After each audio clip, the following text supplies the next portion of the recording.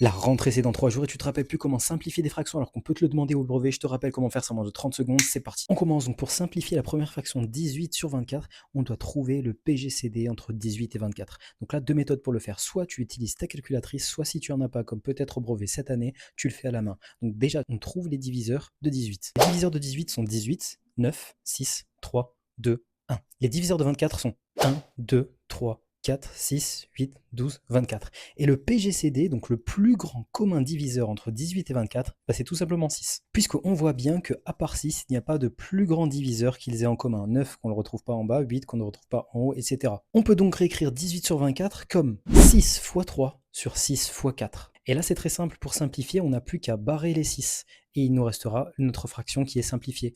Donc on barre les 6.